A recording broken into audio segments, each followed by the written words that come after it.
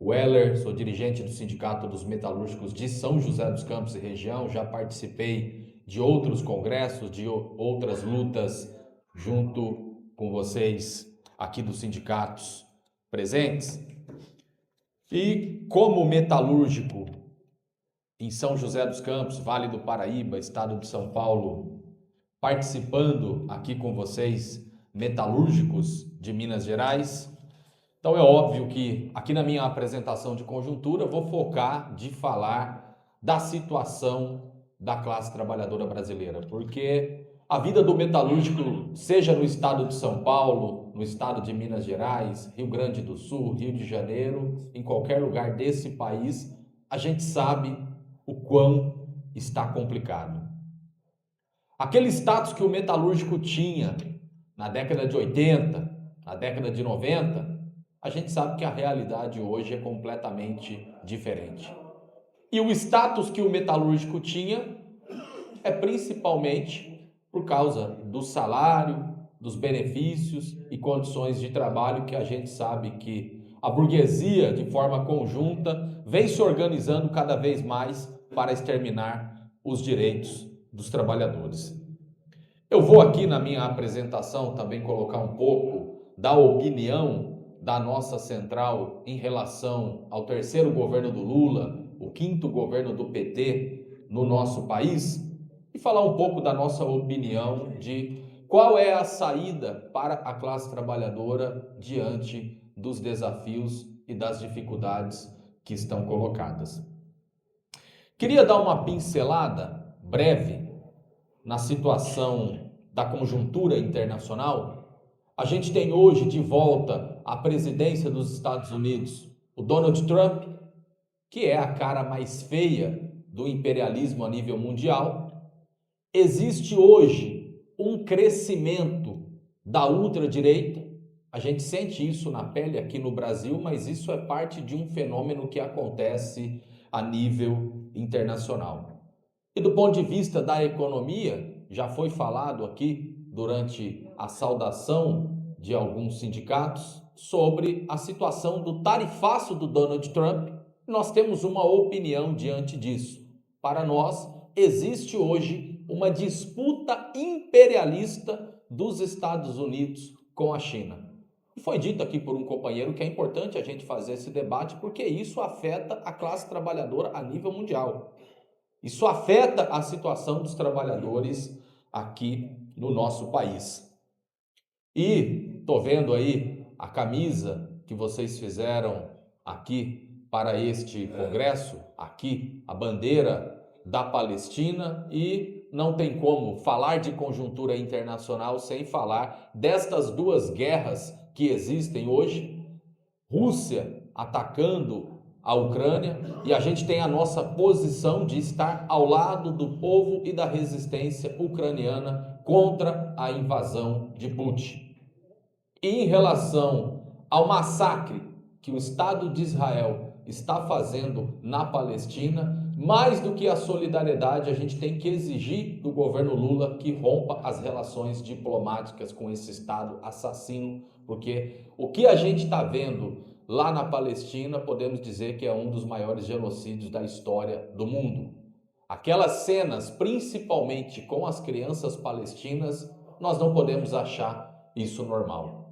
E isso não tem que ser apenas uma saudação à bandeira.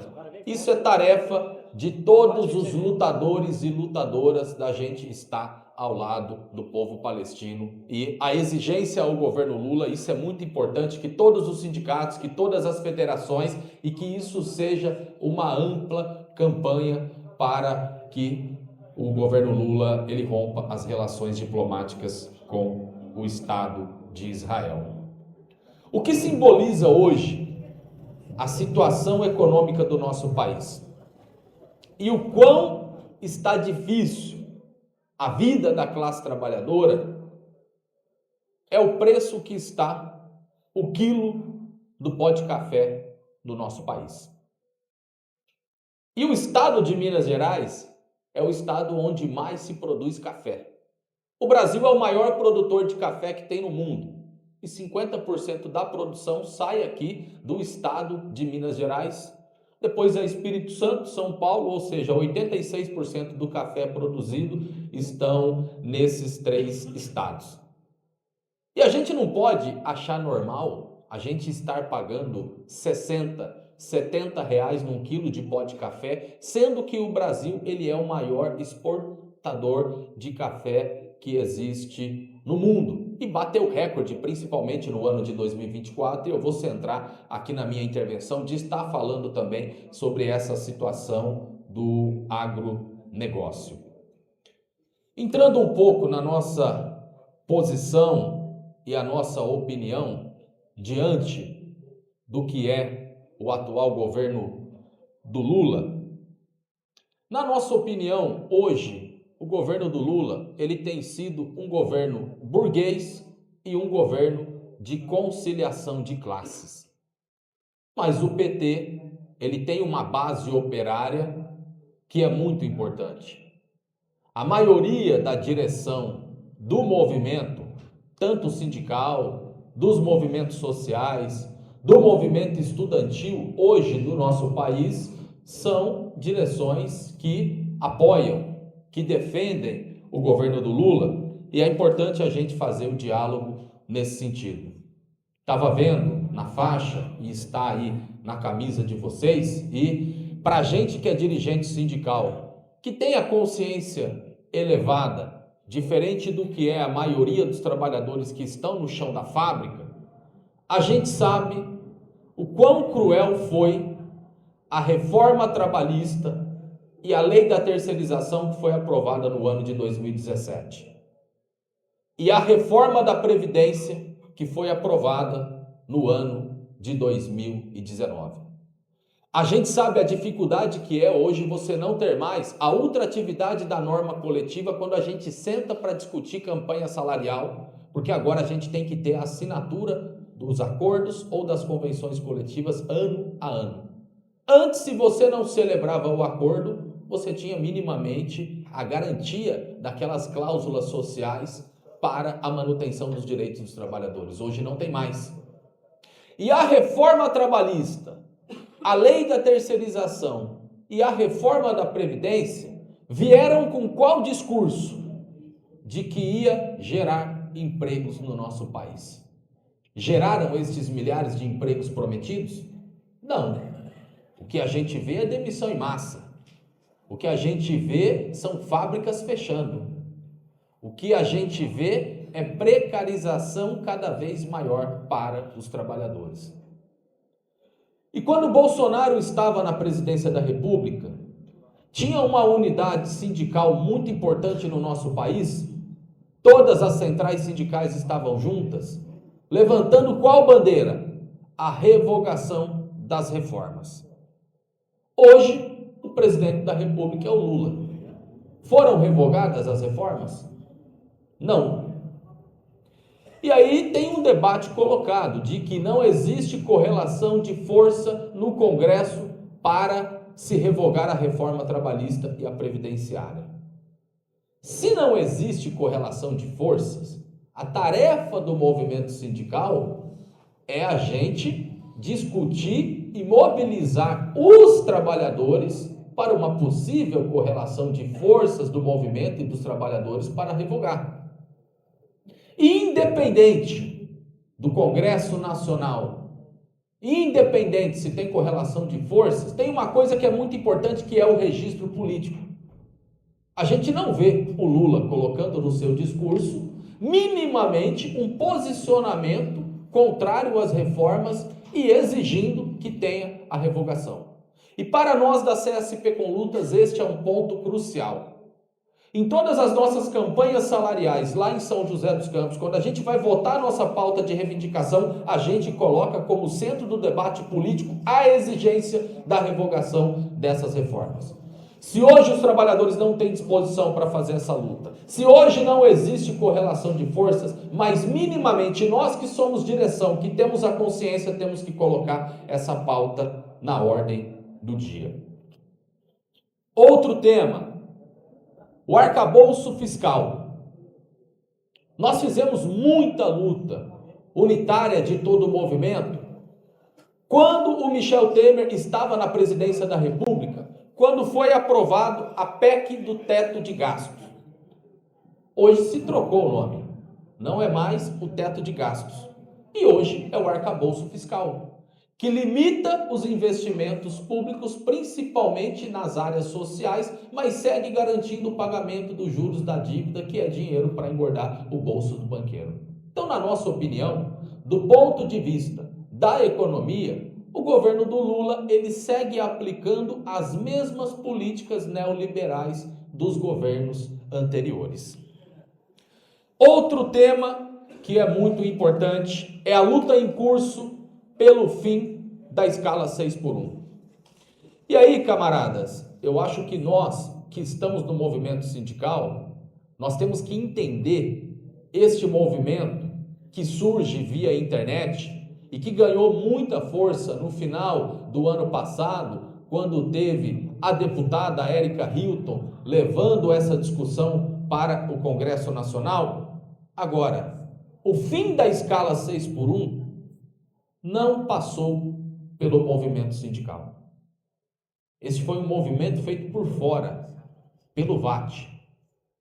Se fosse via o movimento sindical, teria ido para frente?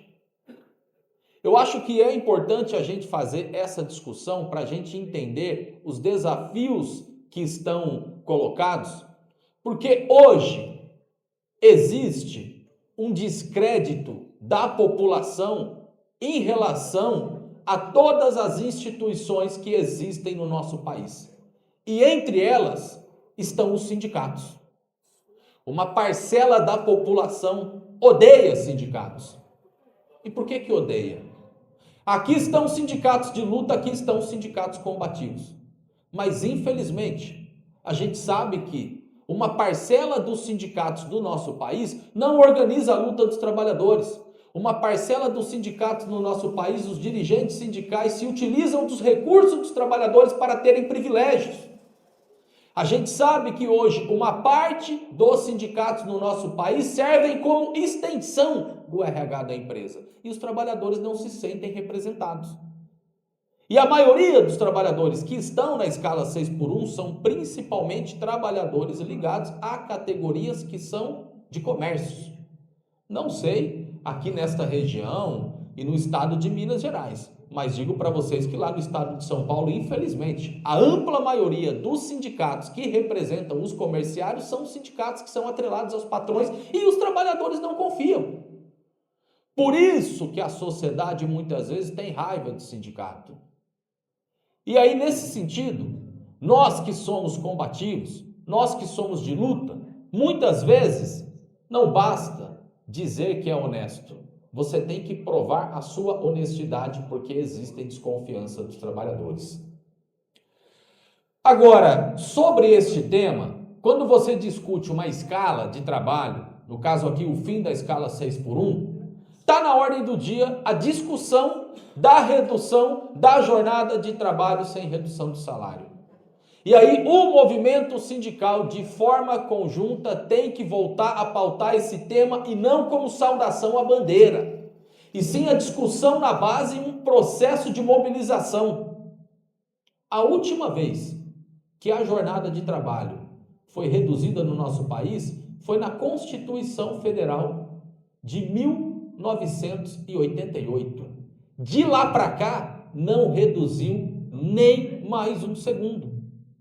E nós estamos hoje no terceiro governo do Lula, no quinto governo do PT, e não tivemos nenhuma redução da jornada de trabalho. E aí, o que nós temos que pensar? E qual é a forma que a gente vai se utilizar? Porque muitas vezes a gente está diante de temas complexos e a gente tem que pensar como que você transforma isso em uma linguagem mais simples para você debater com os trabalhadores e para você discutir com a sociedade de uma forma geral. Porque hoje, com o avanço da tecnologia, com a automação, inteligência artificial, com certeza é a realidade aqui de vocês. E existem esses estudos principalmente nas grandes empresas multinacionais, em especial nas montadoras, que antigamente você se produzia muito menos com uma quantidade maior de trabalhadores. Hoje se produz muito mais e a quantidade de trabalhadores reduziu. E não só por conta dos avanços tecnológicos, também por causa da reestruturação produtiva, porque a gente sabe que a realidade, inclusive, é que hoje aumenta cada vez mais o número de acidentes e mortes no local de trabalho, porque os trabalhadores estão trabalhando pra caramba. Nós não somos contra a tecnologia. A tecnologia é muito bem-vinda, mas a tecnologia ela tem que ser utilizada, em primeiro lugar, para você reduzir a jornada de trabalho sem redução do salário, para que você tenha um melhor ambiente de trabalho e que isso seja utilizado como benfeitoria para toda a população. Mas, infelizmente, dentro do sistema capitalista, a tecnologia vem para quê? Para exterminar os empregos e, com isso, garantir um aumento do lucro do patrão. Essa que é a realidade. O Brasil hoje, ele tem 62 bilionários, que tem a riqueza de cerca de 70% da população. Essa que é a realidade. Tudo o que vem é para aumentar o lucro dos patrões dentro desse sistema capitalista. Outro tema que é muito importante da gente debater é a desindustrialização que existe no nosso país. E que isso é muito preocupante. O que a gente tinha na década de 80 de participação principalmente da indústria de transformação era algo com cerca de 25% do PIB. Qual é o peso hoje da indústria de transformação no PIB brasileiro? Está se reduzindo cada vez mais. Isso é parte, na nossa opinião, de uma posição política dos governantes do nosso país. Nós estamos lá no Vale do Paraíba em uma luta ferrenha.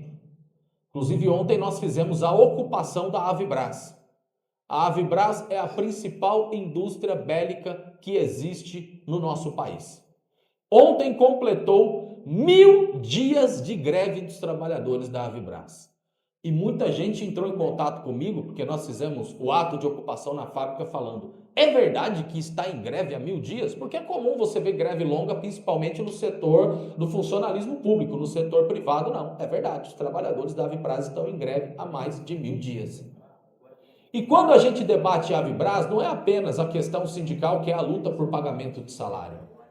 A Avibraz produz míssil, produz foguetes, veículos blindados. É uma empresa muito importante do ponto de vista estratégico do nosso país. E qual é a contradição? O governo federal, historicamente, sempre comprou os produtos de defesa de empresas estrangeiras. Foi anunciado pelo governo Lula em evento lá em Brasília há 3 meses atrás, a NIB, Nova Indústria Brasil.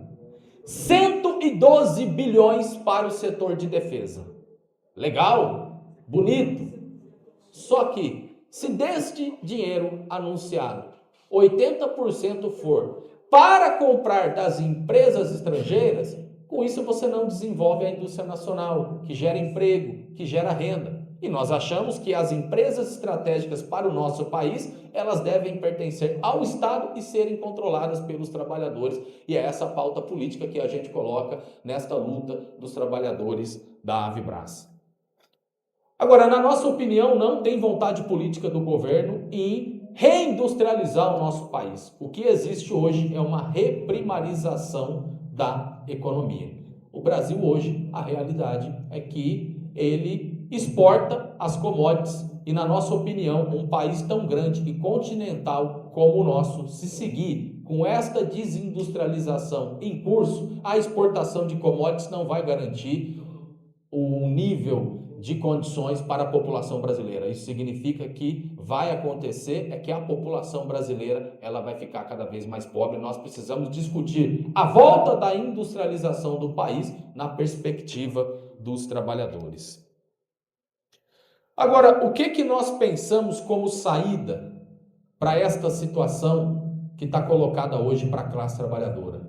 Com precarização, desemprego, arroxo salarial.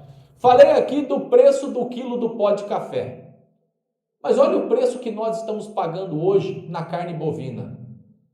E o Brasil, ele tem mais cabeças de gado do que gente.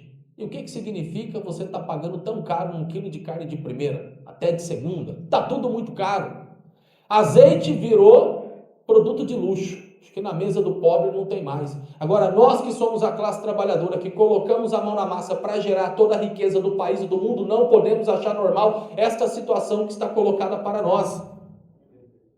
E hoje nós vivemos no sistema capitalista. E o capitalismo, ele é um sistema onde a produção ela é feita de forma social, passando pelas mãos dos trabalhadores, mas a apropriação da riqueza ela é feita de forma individual, pelo dono da fábrica, pelos acionistas, eles que ficam com a maioria da grana que é gerada, que passa pelas mãos de nós trabalhadores, e a categoria metalúrgica ela tem a sua importância econômica para o nosso país, em especial aqui em Minas Gerais.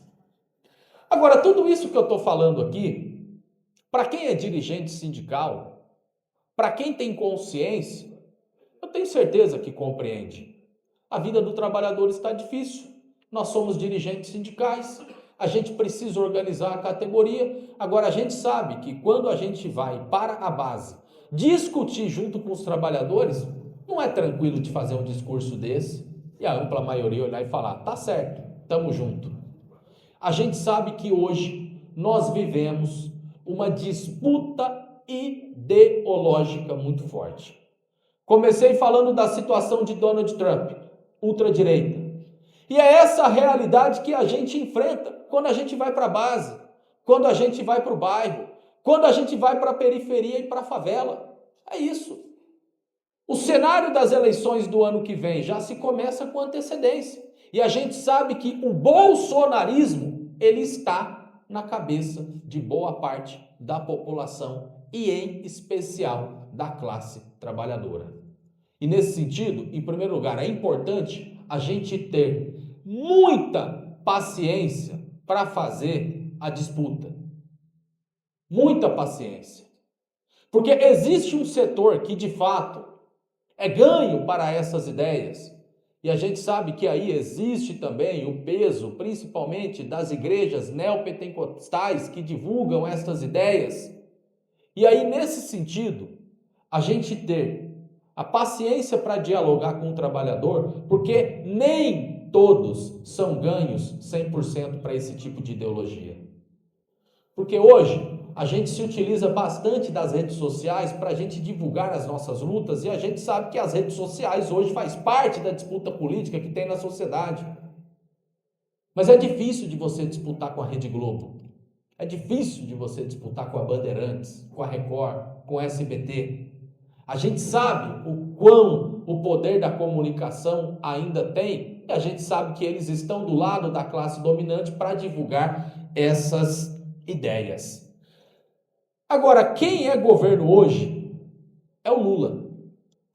Ele que é o presidente da República. E a nossa central ela tem uma posição de independência diante dos patrões e independência diante dos governos. E eu vou finalizar com isso. E isso é importante porque isso nos dá uma credibilidade quando a gente vai discutir junto com os trabalhadores. Nós temos sim que enfrentar a ultradireita. Temos que discutir com os trabalhadores, que muitas vezes eles vêm com a pauta moral, mas a discussão ela é econômica. Eles querem exterminar o movimento. Eles defendem volta da ditadura. Agora, na nossa opinião, o governo federal e toda uma frente ampla que se une e dizem que nós não podemos deixar a ultradireita voltar. Temos acordo. Agora, a ultradireita se combate nos enfrentamentos da luta diária e principalmente com muita disputa ideológica. E na nossa opinião, a forma como o governo do PT aplica a sua política econômica, isso não vai fazer com que os trabalhadores, diante da sua real situação de vida, apoiem este governo.